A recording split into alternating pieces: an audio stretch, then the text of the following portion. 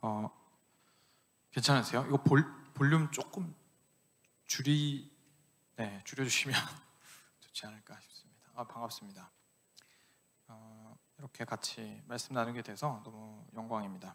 지금 말씀해 주신 것처럼 유스에서 이제 벌써 1년 넘은 것 같은데 섬기고 있는 황영광 목사라고 합니다. 네.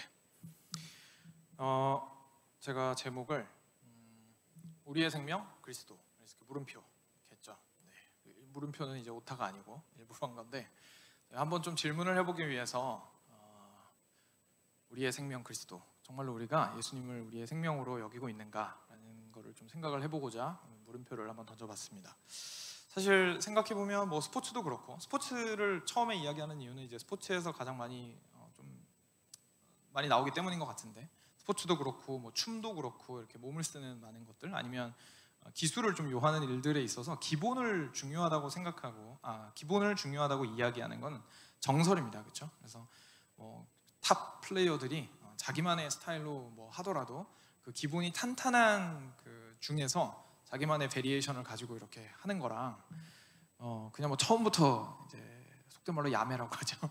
이렇게 자기 마음대로 하는 거랑은 사실 차이가 많이 납니다. 그렇죠? 그래서 프로들이 이렇게 멋대로 던져도 농구공이 들어간다고 해서 이제 아무나 그렇게 한다고 해서 되는 건 아니겠죠. 기본이 굉장히 중요합니다.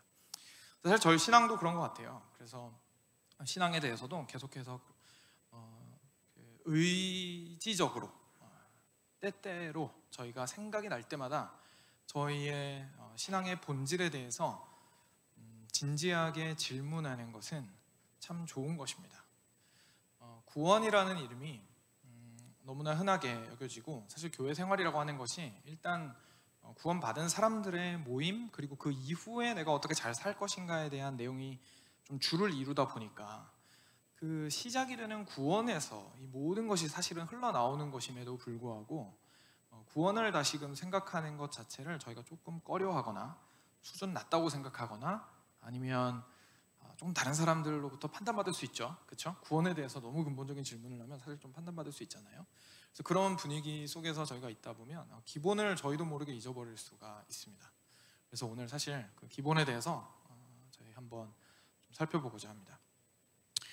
그래서 오늘 제목을 그렇게 정해보았습니다. 그래서 그리스도가 우리의 생명이라는 거 우리 너무 잘 알고 있는데, 다시 말해서 쉽게 말하면 우리가 예수님 믿고 영생을 얻게 됩니다 라는 거 정말 아마 저희 나오미도 알 것 같은데, 제 딸도 알 것 같은데, 얼마 전에 5살 됐거든요. 걔도 알 겁니다. 근데 정말로 그게 무슨 의미인지를 좀 저희가 물음표를 던져보았으면 좋겠습니다.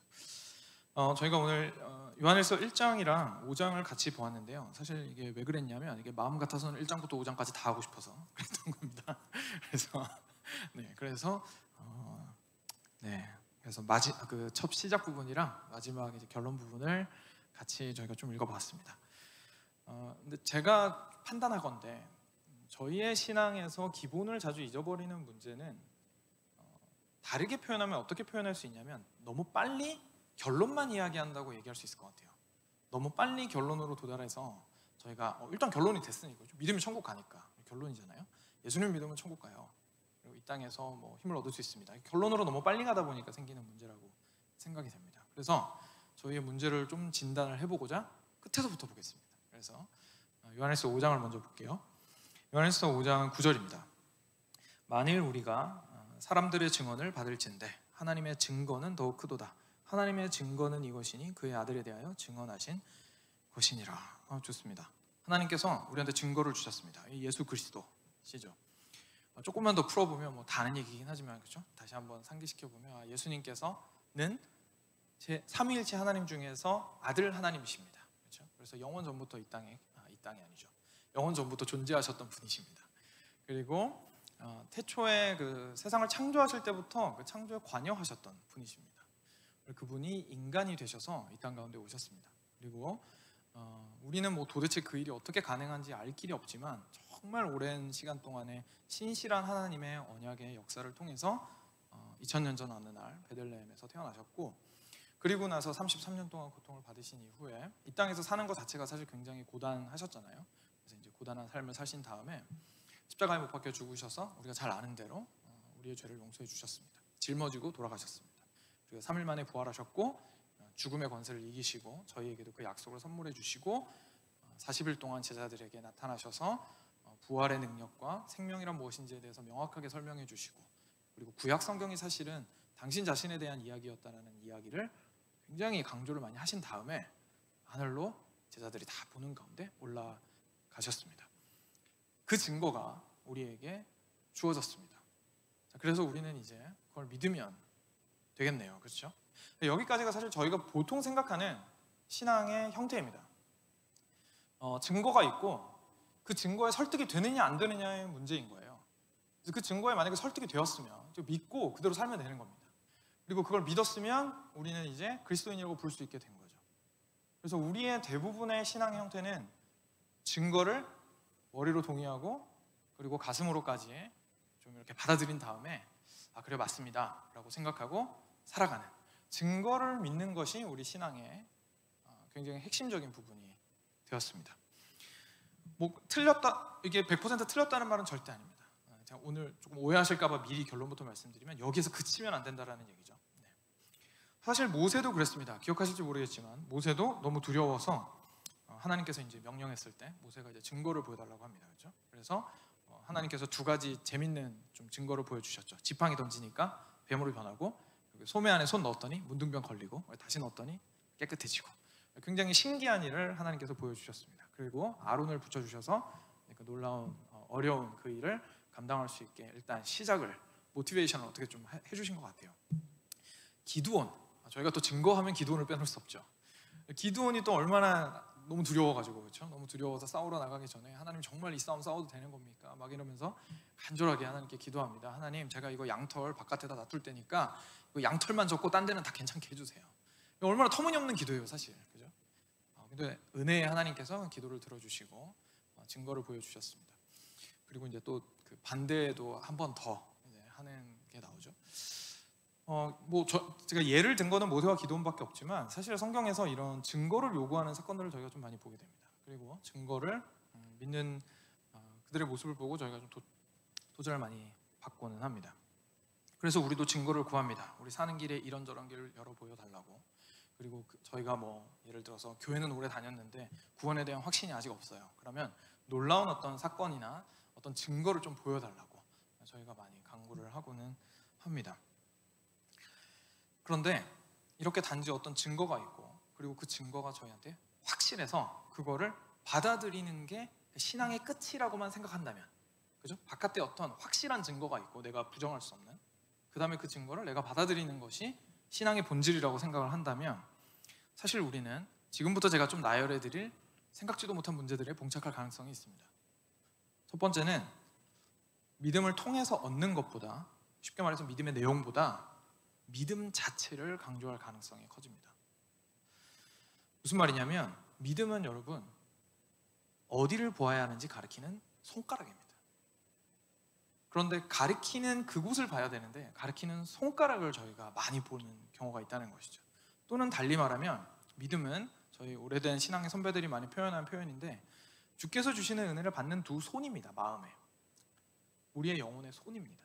근데 저희가 두 손이 중요한 이유는 손 안에 담긴, 저희가 받게 될 그 은혜가 너무나 중요한 것이지 손 자체가 중요한 건 아니잖아요. 그런데 저희도 모르게 저희가 받는 손이 얼마나 깨끗한지, 받는 손이 얼마나 강한지, 받는 손이 얼마나 이쁜지, 받는 손이 얼마나 남들이 보기에 괜찮은지에 오히려 더 신경을 쓰게 될 가능성이 커져버리는 겁니다. 왜냐하면 밖에 있는 걸, 이걸 어떻게 내가 받을 거냐에 대한 문제로 생각이 되니까 밖에 이 증거를 내가 잘 이해하고 받을 만한 것으로 좀 경험을 한 다음에 이 증거를 저희가 잘 받아야 되잖아요. 그럼 이제 받는 기술도 중요해지는 거죠. 쉽게 말해서 저희가 생각했을 때. 그래서 믿음의 내용보다는 믿음 자체, 내가 어떤 손을 가지고 있느냐, 내가 어떤 손가락을 가지고 있느냐가 더 중요하게 되는 아이러니한 상황이 발생을 합니다. 그러다 보니까 여기에서 발생하는 두 번째 문제가 나의 믿음에 강조가 많이 가게 된다는 겁니다. 믿음은 내가 믿는 것이야. 믿음은 하나님께서는 그냥 외부에서 뭔가를 보여주셨고 이제 그걸 믿는 건 내가 할 일인 거예요. 그렇죠? 물론 틀린 말은 아닙니다만 너무 초점이 거기에만 맞춰져 있다 보니까 저희가 지나치게 믿음은 내가 하는 어떤 것이 되어버려서 어느 순간 내가 이것을 많은 은혜를 받아 누리고 있는 건 내 손이 이쁘고 강해서야라고 말하게 되는 것이죠. 내 손이, 내 믿음이 너무 이쁘고 강하니까 하나님이 여기에다가 이쁜 은혜를 담아주시는 거야 라고 어느덧 생각하고 있는 자신을 보게 됩니다. 그리고 열등감에 있는 분들도 아마 마찬가지일 겁니다. 내 손이 너무 더러워서, 내 손이 너무 연약해서 내 손 안에 담기는 이 은혜가 참 초라하구나라고 아마 생각을 하게 되실 겁니다. 믿음은 내가 하는 어떤 게 어느 순간 되어버린 것이죠.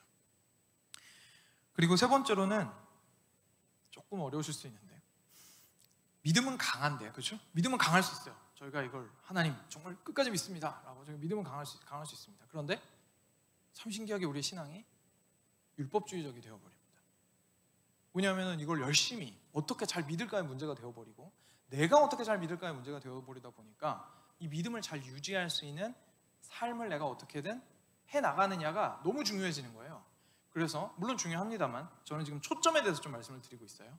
초점이 내가 성경을 많이 읽었으니까 내 손이 이뻐졌고, 내 손이 이쁘니까 좋은 은혜가 담기겠지.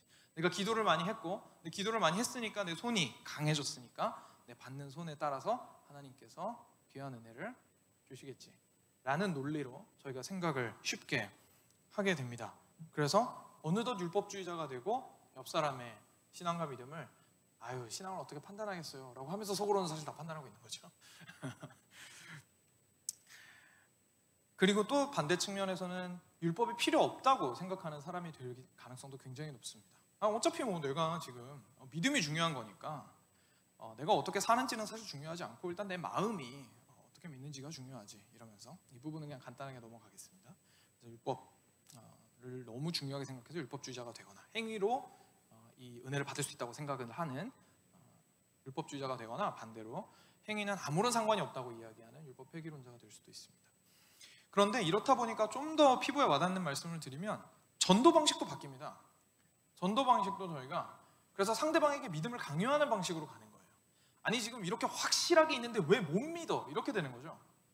여러분 이 진리가 여기 있는데 믿으십시오. 아니 지금 이렇게 확실하게 있는데 왜 못 믿습니까? 그리고 이게 지금 당신이 제대로 못 봐서 그렇습니다. 제대로 보았다면 당신은 믿을 수밖에 없을 겁니다.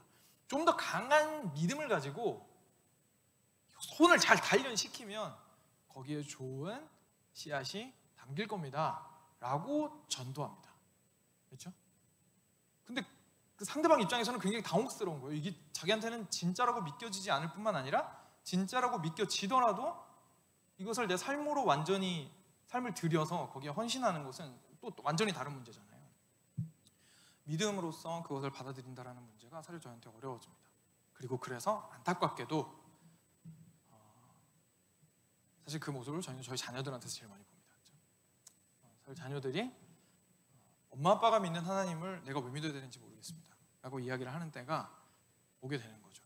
엄마 아빠한테 어트랙티브한, 엄마 아빠한테 매력적인 그 하나님 나한테 하나도 매력적이지 않습니다. 엄마 아빠가 그렇게 강한 믿음을 가지고 계신 거 좋다 이거예요. 근데 그 동일한 믿음을 나는 가질 수가 없어요. 엄마, 아빠. 내가 학교에서 배운 거 그렇게 안 배웠거든요. 내 친구들이 생각하는 거 그렇게 생각 안 하거든요. 내 문화가 말하는 거, 내가 듣는 음악이 말하는 거, 내가 보는 넷플릭스 무비가 말하는 거 전혀 상관없거든요. 그리고 이걸로 충분해요. 왜 굳이? 되게 엄마 아빠 힘겨워 보이거든요. 그렇게 힘겹게 믿으시면서 왜 저한테 동일한 믿음을 가지라고 말씀하시는 거죠? 자녀들에게서 사실은 그런 모습을 우리가 안타깝게도 보게 됩니다. 그리고 다섯 번째로는 그런 자녀들이 우리의 모습을 볼 때 드러나는 것이 있으니 바로 기쁨 없음의 모습입니다. 이건 사실 많이들 공감을 하실 거예요.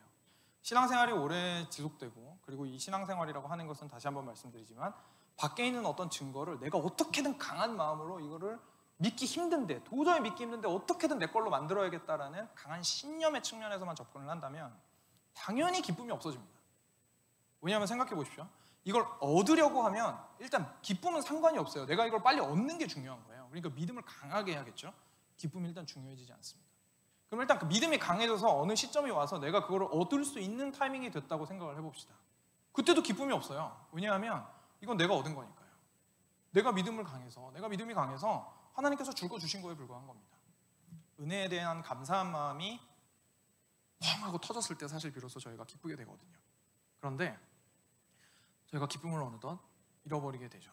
그래서 결국 다시 돌아가서 자녀들에게도 이야기하는 겁니다. 야, 됐고 일단 믿어야 돼. 왜냐면 구원을 받아야 되니까, 그죠? 일단 지옥 갈 수는 없잖아요. 그러니까 일단 믿어야 돼. 아니, 일단 지금 그게 중요한 게 아니고 일단 교회는 나와. 그리고 여기 나와서 어떻게든 좀 이렇게 신앙을 성장을 시켜보고 우리 좀 믿어보자. 네. 저희가 좀 접근 방법이 그렇게 될 수밖에 없습니다. 뭐 자녀뿐만 아니라 친구에게나 이렇게 전도하는 대상에게도 그렇게 좀 접근을 하게 되죠. 사랑하는 여러분, 만약에 단지 증거를 믿는 것이 기독교라면, 증거를 단단하게 잘 믿는 게 그냥 기독교라면 내가 얼마나 이 믿음을 잘 유지하느냐가 관건이 될 겁니다. 그렇죠? 그리고 이 믿음을 유지하기 위해서 더 강한 증거를 보여달라고 부르짖거나, 또는 저희가 보통 그렇다는 거예요. 더 강한 증거를 보여달라고 부르짖거나, 하나님 이제까지 보여줬던 걸로는 제가 믿을 수 없습니다 이니까요. 또는 과거에 내가 확실하게 내게 보였던 증거를, 과거의 영광을 기억하면서 오늘을 근근히 살아가는 거예요. 그게 사실은 이제 우리의 대부분의 신앙의 모습일 경우가 많은 것이죠. 기쁨은 사라져가는데 어떻게 기쁨을 회복해야 할까 고민이 되고 말입니다. 네, 맞습니다. 다시 한번 말씀드리지만 오늘 초점에 대한 문제를 말씀드리기 때문에 뭐 기독교는 증거의 종교가 아닌가요? 기독교 증거의 종교 맞습니다. 역사적으로 일어난 사건에 대한 종교 맞습니다. 우리의 믿음은 사실입니다. 그리고 그러면 뭐 믿음의 종교 아닌가요? 물론 맞습니다. 믿음만으로 우리는 구원을 받습니다. 믿음 너무너무 중요합니다. 항상 기쁠 수 없다는 것도 물론 맞습니다. 그러니까 업다운이 당연히 있죠. 저희가 어떻게 뭐 항상 기쁘겠습니까? 그렇죠? 물론 그렇습니다. 그렇지만 오늘 말씀 요한일서 5장은 우리에게 좀 새로운 안목을 제시해 줍니다. 이어서 10절부터 12절까지 보겠습니다. 하나님의 아들을 믿는 자는 자기 안에 증거가 있고, 여기까지 보겠습니다. 하나님의 아들을 믿는 우리에게 하나님께서 우리한테 증거를 주셨는데, 하나님의 아들을 믿는 우리 그리스도인에게 증거가 있다고 지금 말씀하고 계십니다. 제가 아까 말씀드렸죠. 저희의 신앙이 보통 바깥에 있는 어떤 증거를 저희 안에 있는 믿음이라는 어떤, 그게 뭔지 모르겠지만 하여간 뭐 강력한 어떤 신념, 신뢰 이런 걸로 그걸 어떻게든 붙들려고 하는 것이 저희가 믿음이라고 생각을 하고, 그 증거를 이렇게 어떻게든 붙들려고 하는데, 오늘 말씀은 놀랍게도 증거가 우리 안에 있다고 지금 말씀하고 계신 겁니다. 그러니까 바깥에 있는 거 잡으려고 하는 게 아니라 증거가 우리 안에 있다는 거예요. 그리고 그 증거란 무엇입니까? 바로 하나님이 우리에게 영생을 주신 것과 이 생명이 그의 아들 안에 있는 것입니다. 기독교 신앙은 단지 외부에 있는 증거를 가지고 들어오는 게 아닙니다. 내 안에 증거를 품고 사는 겁니다. 내가 증거가 되는 겁니다. 근데 그 증거가 뭐라고요? 내 안에 계신 예수 그리스도시라고요. 근데 그 안에 뭐가 있다고요? 그 안에 생명이 있다고요. 그러니까 결국은 내 안에 품은 예수 그리스도 안에 있는 생명이 나를 살게 하는 것 자체가 나의 증거가 되는 겁니다. 내 믿음의 증거가 되는 겁니다.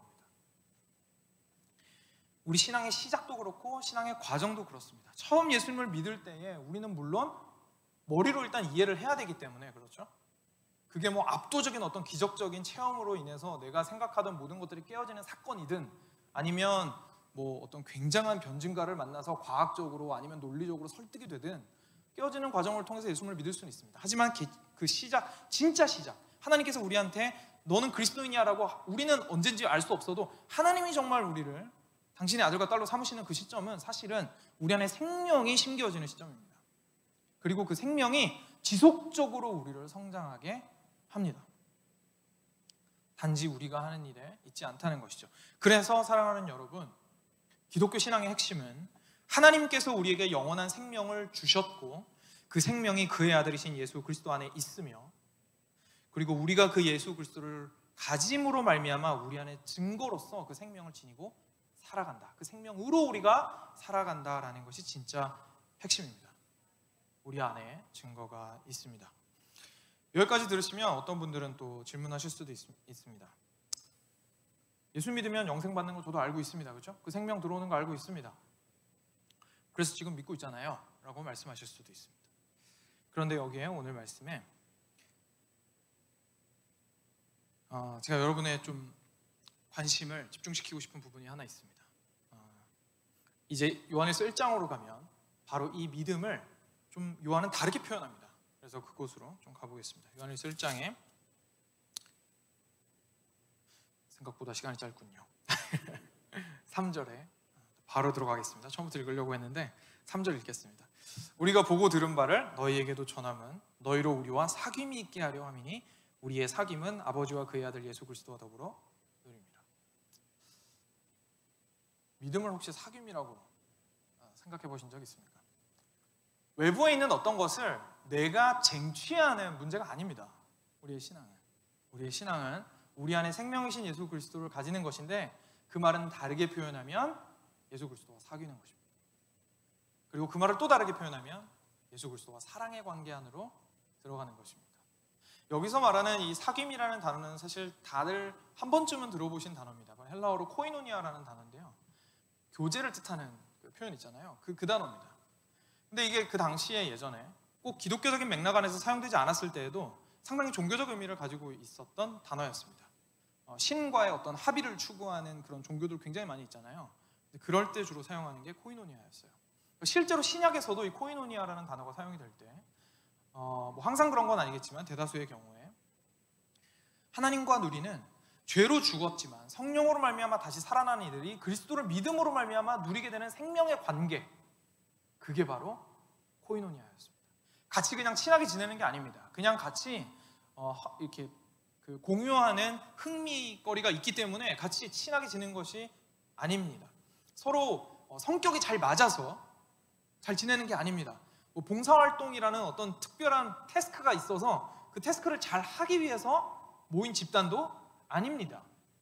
코이노니아, 참된 교제가 이루어지는 공동체는 생명의 교제가 이루어지는 공동체이고, 그것이 가능한 이유는 우리 모두 각자 개개인의 영혼 안에 예수 그리스도, 생명, 그분을 증거로 담지하고 있기 때문입니다. 그것이 교회의 본질이고 그것이 우리의 신앙의 본질인 것이죠. 이것이 바로 코이노니아입니다. 그래도 여러분의 어떤 관심을 사도행전으로 조금 이동시키고 싶습니다. 사도행전을 한번 생각해 보시면 제가 방금 말씀드린 것이 어떤 의미인지를 잘 아실 수 있을 거예요. 사도행전을 보시면 교회가 확장합니다. 그죠? 교회가 확장합니다. 근데 교회가 확장할 때 어떻게 교회가 확장되나요? 사실 굉장히 그 예수님께서 말씀하셨던 겨자씨 한 알이 땅에 떨어져, 작은 씨 한 알이 땅에 떨어져서 죽으면 거기서 생명이 나타난다라는, 생명이 자라게 된다는 그 말씀이 그대로 재현됩니다. 생명이 죽습니다. 예수님을 따라서 많은 핍박들이 헤로드 왕 이후로 있었고, 야고보 사도도 죽었고, 베드로는 감옥에 갇히고 막 난리가 납니다. 그렇죠? 스데반도 죽었고 온갖 순교들이 이루어졌습니다. 그 생명이 땅에 부러졌을 때 그 자리에서 발생한 사건은 생명이 사그라드는 것이 아니라 생명이 다시 부활하는 것이었습니다. 본인은 죽었지만 다른 교회가 생겼습니다. 헤로드 왕은 야고보 죽이고 예루살렘 교회랑 그 그리스도인들 다 흩어버리려고 했지만 흩어진 모든 백성들은 각 지역의 교회를 세웠습니다. 그곳에서 일어난 사건들은 성령께서 당신의 말씀을 통하여 생명을 심으시는 사건이었습니다. 그런 눈으로 사도행전을 다시 한번 보셨으면 좋겠습니다. 그런 눈으로 성경 전체를 보셨으면 좋겠습니다. 혹시나 성경을 보실 때 아브라함부터 시작되는 믿음의 조상부터 시작해서 굳건한 믿음의 영웅들의 이야기의 연결이라고 보신다면 사실 성경에서 정말 중요한 걸 놓치고 계신 겁니다. 성경은 성공한 믿음의 조상들의 이야기가 아닙니다. 우리가 지금 현재 이 땅 가운데에서 21세기를 미국에서 살아가는 한국인들로서, 한국의 뿌리를 가지고 있는 사람들로서 이 믿음을 여기까지도 이어받아올 수 있었던 이유가 놀라운 믿음의 조상들이 있었기 때문인 것은 맞겠지만, 그분들이 모두 항상 성공적이었고 항상 강하고 이쁜 믿음의 손을 가지고 있었기 때문이 아니었습니다. 진짜로 성경 전체와 사도행전에서 우리가 보아야 할 것은 하나님의 멈출 줄 모르는 생명의 폭발적인 확장입니다. 지속적으로 그 연약한 영혼들을 일으켜 세우시면서 그 생명 가운데서 역사하셔서 그 영혼이, 그 생명이 생명을 낳고 생명이 생명을 낳게 하심으로 지금 우리까지 온 거예요. 누군가가 순종을 잘해서, 누군가가 순종을 탁월하게 해서 그 사람이 탁월한 훈련으로 그 다음 세대를 낳고 그 사람도 훌륭하게 믿음을 가지고 그 다음 세대를 낳아서 지금까지 온 게 아니라는 거 사실 너무 잘 알고 계시지 않습니까? 성경은 성공한 예보다 실패한 예가 훨씬 더 많습니다. 우리의 손은 연약한 그릇입니다. 우리의 손은 그래서 가벼운 멍에입니다. 그래서 우리의 손은 작은 겨자씨입니다. 거기에 담긴 것이 생명이기 때문에 30배, 60배, 100배의 열매를 맺을 수 있는 것이죠. 이것이 기독교 신앙입니다. 그래서 아까 말씀드렸던 5가지만 좀 정리를 하고 오늘 말씀을 마치고자 합니다. 5가지 문제들을 제가 좀 말씀을 드렸었습니다. 그래서 우리는 믿음 자체에 초점을 맞추지 않고, 그리고 내가 얼마나 강하게 믿느냐에 초점을 맞추지 않게 됩니다. 이제는 이렇게 가리키는 손가락이 있으면 손가락이 가리키는 것에 집중을 하게 되는 것이죠. 손이 받았다면 내 믿음이 어떤 모양이냐에 관심을 가지기보다는 이 손 안에 담긴 그 소중한 그리스도의 생명이 어떤 것인지를 묵상하고 깨달아가는 데에 시간을 드릴 것입니다. 와, 진짜 예수님께서 하나님이신데 어떻게 이 땅 가운데 오셨을까? 어떻게 그 모든 고난을 참으시면서 그렇게 끝까지 우리를 사랑하셨을까? 어떻게 사랑으로 하나님의 사랑을 우리한테 확증해 주셨을까? 어떻게 내가 아직 죄인이었을 때에 나를 여전히 사랑하셨을까? 라는 것에 집중하게 됩니다. 그 사실을 내가 얼마나 잘 믿고 있냐보다. 그리고 그래서 우리는 율법주의자들이 될 수 없습니다. 왜냐하면 내 손이 중요한 게 아니라 내 손에 담긴 게 중요하니까요. 옆 사람 손이 무슨 모양인지 중요한 게 아니라 옆 사람이 그 손에 올바른 그리스도의 생명을 가지고 있느냐가 관심의 초점이 되는 겁니다. 그래서 서로 다른 모양을 가졌을지라도 한 그리스도를 주로 고백하는 이들이 함께 모여 찬양하고 예배할 수 있게 됩니다. 그리고 그래서 우리의 전도는 더 이상 믿으십시오라는 강요의 목소리가 아니게 됩니다. 왜냐하면 이것은 생명의 메시지이기 때문에 그렇습니다. 우리의 삶 전체가 전도가 됩니다. 우리는 생명을 담대한 자로서 물론 부족합니다. 죄악됩니다. 그렇죠? 계속해서 실패합니다. 그렇지만 다시 한번 말씀드리지만 우리의 연약한 그릇 때문이 아니라 그 안에 담겨진 생명이 주 예수 그리스도 안에 담겨진 생명이기에, 영원한 진리이기에, 그것이 다른 사람들에게 생명으로서 흘러가게 될 수 있는 것이 참 전도입니다. 외치는 전도 하시는 분들 있을 겁니다. 너무 좋습니다. 훌륭합니다. 절대로 그걸 폄하시키는 뜻이 아닙니다. 하지만 우리 모두가 삶 가운데에서 받아 누린 생명으로서 그것을 온전히 살아나갈 때에 전달되는 그 생명은, 생각해 보십시오. 우리 자녀들에게 새로운 씨앗을 심어줄 겁니다. 나는 엄마 아빠가 가지고 있는 믿음을 가질 수는 없을 것 같아요. 하지만 엄마 아빠가 사는 걸 보니까 그 생명 진짜네요 라고 말할 수 있게 될 겁니다. 제가 그렇습니다. 저희 부모님처럼 못 삽니다. 혹시 모르시는 분 있어요? 저희 부모님 선교사님이신데 저는 저희 부모님 따라 살라고 해도 못 살 것 같아요. 특히 이 나이 되고 나니까 너무 부끄러운 고백인데 따라 살고 싶은데 못 따라가겠습니다. 하지만 그분들 안에 있었던 그 생명이 진짜임을 저는 보았습니다. 그리고 그것을 따라서 참 생명을 이어받았다고 생각을 합니다. 너무 감사하게도. 그리고 무엇보다도 우리 신앙은 기쁨을 회복하게 될 겁니다. 왜냐하면 신앙은 사귐이기 때문에 그렇습니다. 여러분, 진짜 기쁨이 어디서 오시는지 아시죠? 사귐에서 옵니다. 연합이 사실 진짜 기쁨을 주거든요. 근데 그 연합이 정말 핵심적이고 본질적인 연합이 이루어질 수 있다라고 한번 상상해 보십시오. 우리가 그냥 흥미를 이렇게 4개로 해서 만나도 즐거운데, 그냥 마음이 좀 통해서 잡담 그렇게 막 3시간씩 하도 그렇게 해도 그렇게 즐거운데, 참 사귐이, 생명의 사귐이 우리 안에서 온전히 이루어지고 있다는 것을 경험했을 때에 누리는 그 기쁨은 얼마나 크겠습니까? 그래서 요한복음 14장 21절에서는 이렇게 말합니다. 나의 계명을 지키는 자라야 나를 사랑하는 자니 나를 사랑하는 자는 내 아버지께 사랑을 받을 것이요 나도 그를 사랑하여 그에게 나를 나타내리라. 우리의 신앙이 내가 어떻게 이 안 믿어지는 걸 믿을까의 게임에서 어떻게 하면 순종할까 순종하지 못할까, 순종 못하면 벌 받을 텐데의 게임에서 어떻게 하면 그리스도의 생명 안에 내가 충만히 거할 수 있을까? 어떻게 하면 내가 하나님의 가득한 그 사랑 안에 내가 거할 수 있을까? 어떻게 하면 내가 조금이라도 더 이 연약한 손 안에 하나님의 참된 생명과 사랑을 담을 수 있을까라는 관점으로 바뀌게 됩니다. 말씀을 맺겠습니다. 기독교 신앙은 외부 증거를 내가 어떻게든 악착같이 이해해보고자 노력하고 그것을 어떻게든 안 믿어지는 거 믿으려고 애쓰는 과정이 아닙니다. 물론 그런 과정은 있을 수는 있겠지만 초점이 거기에 있지 않습니다. 초점은 우리 안에 증거를 가지는 것입니다. 우리 안에 증거를 가지는 것입니다. 그리고 그 증거는 바로 다시 한번 강조드리지만 예수 그리스도이시며 그리고 그 예수 그리스도 안에 있는 참 생명입니다. 그래서 우리는 그 생명으로 말미암아 오늘도 생동하며 살아가고 그 생동하며 살아가는 생명으로 말미암아 서로를 사랑하며, 왜냐하면 그 생명의 본질이 사랑이니까요. 사랑하며 이 코이노니아를 성도 간에 누리고 그리고 그것을 부신 세계에도 자연스럽게 흘려보내며 살아가게 되는 것, 그것이 우리 신앙의 본질이 될 것입니다. 사랑하는 여러분, 잘 이해하셨으리라고 믿기 때문에 짧게 마무리를 하겠습니다. 참 기쁨이 어디서 오시는지 이제 아셨을 겁니다. 혹시 그런 기쁨을 경험하고 계신지요? 또는 그런 기쁨을 다시 한번 회복하고 싶으신지요? 우리 함께 기도했으면 좋겠습니다.